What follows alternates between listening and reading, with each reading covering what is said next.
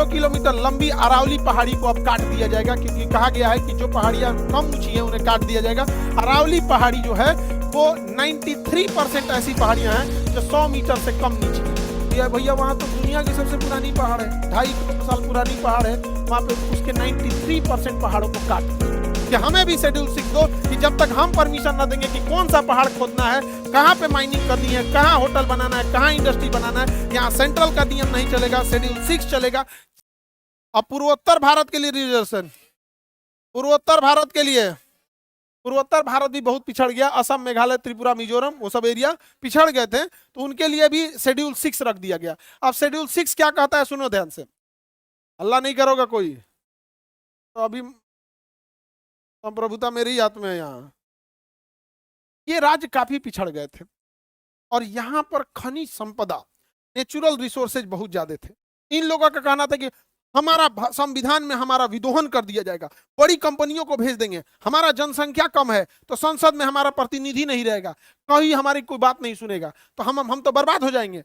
तब अंबेडकर साहब कहे कि ना ना ना, बर्बाद नहीं हो गया। शेड्यूल 6, शेड्यूल 6 मतलब अनुसूची 6, शेड्यूल 6 में कहा गया है कि जो जो राज्य शेड्यूल 6 में आएगा, असम, मेघालय, त्रिपुरा, मिजोरम, असम, मेघालय, त्रिपुरा, मिजोरम, असम, मेघालय, त्रिपुरा में, तो इस एरिया में किसी कंपनी को, किसी होटल को, किसी फैक्ट्री को, बड़ी कंपनी को अगर जमीन खरीदना है तो वहां के लोकल लोगों का नियम चलेगा, न कि वहां संसद का नियम या supreme court, high court, district court का चलेगा। वहां के लोकल लोग अगर इन्वायरमेंट क्लियरेंस देंगे तो चलेगा, अदरवाइज में नहीं चलेगा। अब बताइए, वहां का जंगल आज भी सुरक्षित है पूर्वोत्तर का, वहां के खनन आज भी सुरक्षित है, बचा के कौन रखा है, शेड्यूल 6। ऐसे ही जम्मू कश्मीर में, लद्दाख में सबसे ज्यादा खनिज है, लेकिन लद्दाख में बर्फ इतना है और वहां सबसे ज्यादा सेंसिटिविटी है, बहुत ज्यादा खनन हो जाएगा, बहुत ज्यादा अगर प्रदूषण होगा, फैक्ट्रीज लगने लगेंगी, होटल खुलने लगेगा, इंडस्ट्रियलाइजेशन होगा, यहाँ का बर्फ पिघलेगा, कंपनियां अपना पैसा कमा के लेके चली जाएंगी, वहां के रहने वाले वैसे ही बर्बाद हो जाएंगे जैसे आज धनबाद और झरिया के लोग वहां पे कोयला निकालने के बाद जो आग लग गया है, वहां के आदिवासी आज मर रहे हैं, बड़ी कंपनियां पूछने नहीं जाती है। तो यहां भी जरूरी था शेड्यूल 6। पिछले 4 साल से सोनम वांगचू यहां आर्टिकल शेड्यूल 6 मांग रहे थे कि हमें भी शेड्यूल 6 दो, कि जब तक हम परमिशन ना देंगे कि कौन सा पहाड़ खोदना है, कहां पे माइनिंग करनी है, कहां होटल बनाना है, कहां इंडस्ट्री बनाना है, यहां सेंट्रल का नियम नहीं चलेगा, शेड्यूल 6 चलेगा। 4 साल तक उस इंसान की कोई बात नहीं सुनी।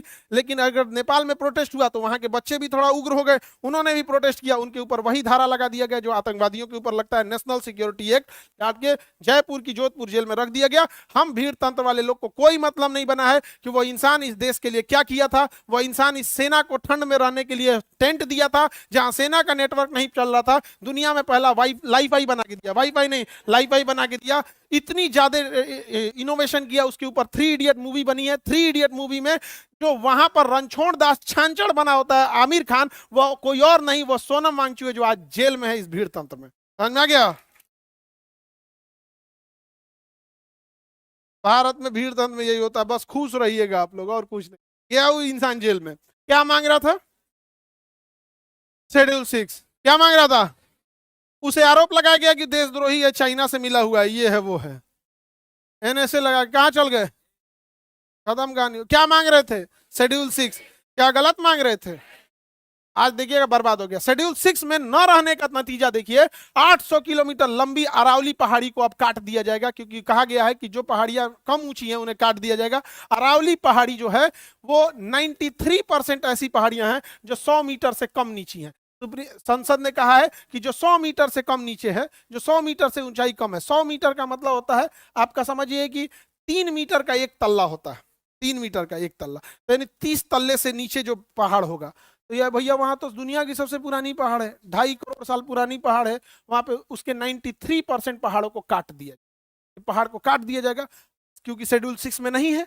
अब वहां के लोकल लोग का चलेगा नहीं। अब इस थार मरुस्थल से उड़ने वाला बालू दिल्ली को बना देगा बालू का कटोरा, यहाँ सब ध्वस्त हो जाएगा, और यहां से उड़ने वाला बालू हिमालय पर्वत पे जाके जम जाएगा। हिमालय पर्वत पे जब जमेगा वह बालू, तो वहां पे वो गर्मी को सोख लेगा। अभी पर्वत पे बर्फ है, तो जब धूप आता है तो शीशे की तरह चमक के निकल जाता है, बर्फ कम पिघलती है, लेकिन बालू की जब एक लेयर आ जाएगी तो बालू बड़ी जल्दी गर्म होता है। भूजा भूजने के लिए बालू का यूज किया जाता है। जब उसके ऊपर बालू रहेगा तो बर्फ को तेजी से पिघलाएगा, यहाँ से बर्फ पिघलेगा, गंगा और यमुना में मिलेगा और वो अल्टीमेटली बिहार में आके बाढ़ लाएगी। लेकिन आर्टिकल शेड्यूल 6 नहीं है, हम लोग टुकुर टुकुर मुंह देखेंगे। ज्योग्राफी डिसाइड और इकोनॉमी, समझ में आ गया कि नहीं? क्या दिस इज ज्योग्राफी, समझ में आ रहा है तुम? नहीं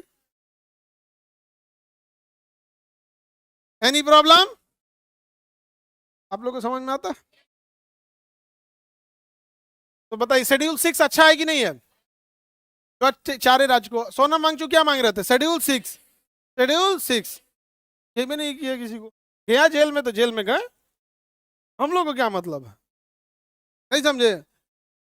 हम लोग में क्या भीड़ तंत्र में क्या खराबी होती है? भीड़ चाहती है उनके लड़ाई, उनके लिए कोई लड़ाई लड़े, लेकिन भीड़ तंत्र की खराबी, वो फंसेगा तो भीड़ उसके लिए नहीं आएगी। समझ में आ गया? दिस इज भीड़ तंत्र। आगे बढ़ जा। उनको घोषित कर दिया क्या चीज? देशद्रोही। नहीं समझे? हम लोग भी ज्यादा बोलेंगे तो हम लोग को भी घोषित कर देगा। लेकिन फिर पब्लिक हम लोग यही कहेगी, अगर हमको कहा जाएगा कि पाकिस्तान की बात करता तो पाकिस्तान वाला खुद आएगा, या भाई उस सबसे ज्यादा हम लोग को गरियाया है। हमरा तो घोषित नहीं कर सकते हैं, और चाइनीज घोषित कर देंगे, चाइना का। एक यही प्लस पॉइंट है आदमी को। नहीं समझे? लेकिन ये चीजें सही नहीं। आगे बढ़े। अरावली पर्वत खत्म होने वाला है, पास हो गया विधेयक। पहाड़ कटेगा सब में बटेगा। आगे बढ़ते। पूर्वोत्तर समझ में आ गया? पूर्वोत्तर शेड्यूल 6 समझ में आ रहा है बाबू? अभी तो हम संविधान में प्रवेश भी नहीं किए हैं।